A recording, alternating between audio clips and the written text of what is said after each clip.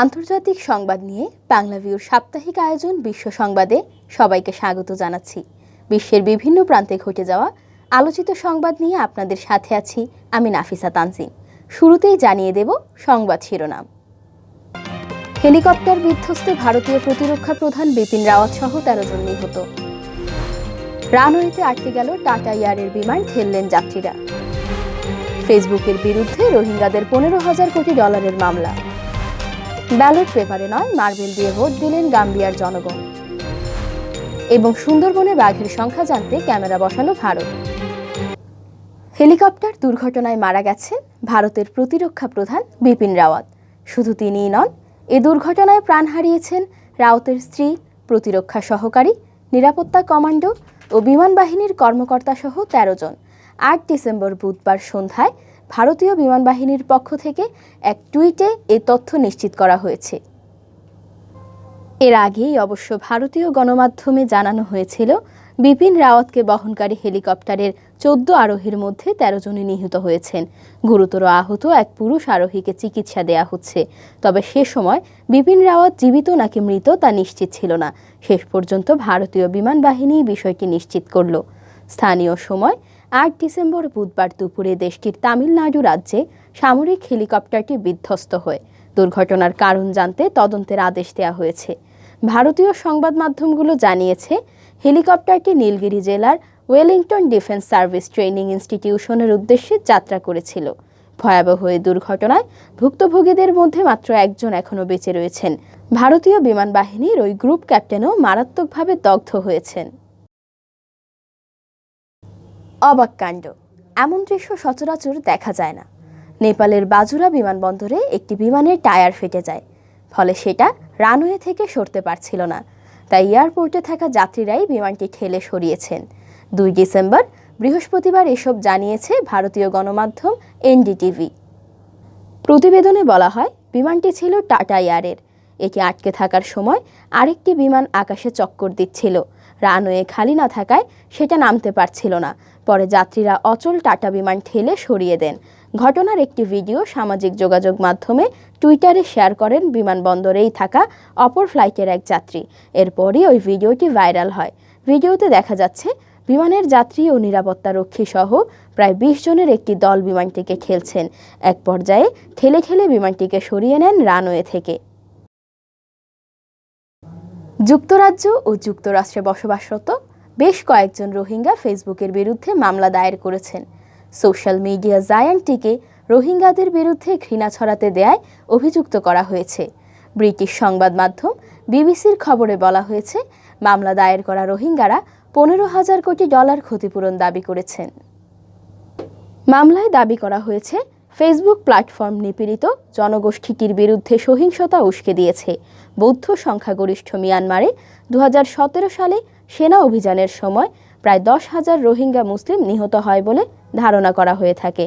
ফেসবুকের parent company মেটা তাৎক্ষণিকভাবে ওই অভিযোগ সম্পর্কে কোনো প্রতিক্রিয়া দেখায়নি।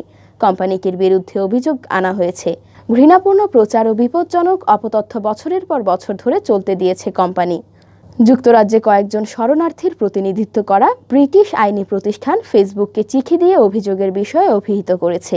এতে অভিযোগ করা হয়েছে, ফেসবুকের অ্যালগরিদম রোহিঙ্গা জনগোষ্ঠীর বিরুদ্ধে ঘৃণাবাদী বক্তব্য ছড়াতে সহায়তা করেছে। এছাড়া কোম্পানিটি রোহিঙ্গাদের বিরুদ্ধে সহিংসতায় উস্কানি দেয়া পোস্ট নামিয়ে ফেলতে কিংবা মুছে ফেলতে ব্যর্থ হয়েছে। আরও অভিযোগ করা হয়েছে, দাতব্য প্রতিষ্ঠান ও সংবাদ মাধ্যম সতর্ক করলেও সময়মতো ব্যবস্থা নিতে ব্যর্থ হয়েছে ফেসবুক।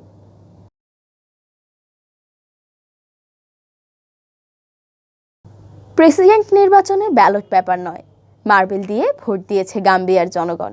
স্থানীয় সময় 4 ডিসেম্বর শনিবার সকালে দেশটিতে ভোট গ্রহণ শুরু হয়।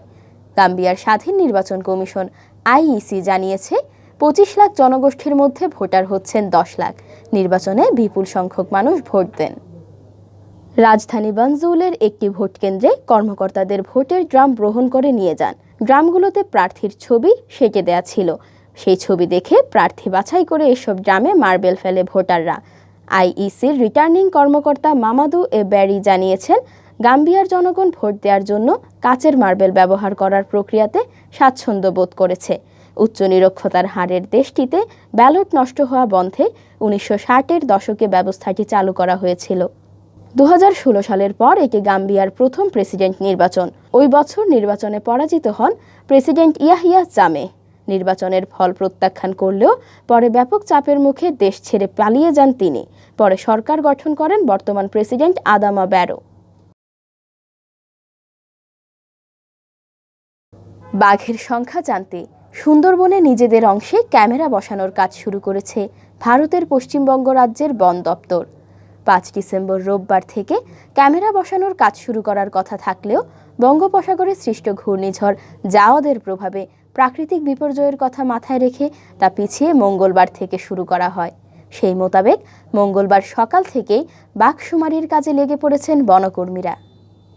4 বছর পর ফের সুন্দরবনের জঙ্গলে বাঘের সঠিক সংখ্যা কত তা জানতে কাজ শুরু হলো। সুন্দরবনের গভীর জঙ্গলে ক্যামেরা বসিয়ে বাঘের ছবি তোলা হবে। 1 মাস ব্যাপী ছবি তোলার পর সেই ছবি বিশ্লেষণ করে জঙ্গলে বাঘের আনুমানিক সংখ্যা নির্ধারণ করবে বন দপ্তর।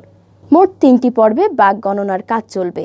প্রথম পর্বে নৌকায় বা ভুটভুটিতে জঙ্গল লাগোয়া নদীতে ঘুরে ঘুরে বাঘের পায়ের ছাপ বা যেসব এলাকায় বাঘের অবস্থান বেশি তা চিহ্নিত করে নির্দিষ্ট মোবাইল অ্যাপে নথিভুক্ত করবেন বনকর্মীরা।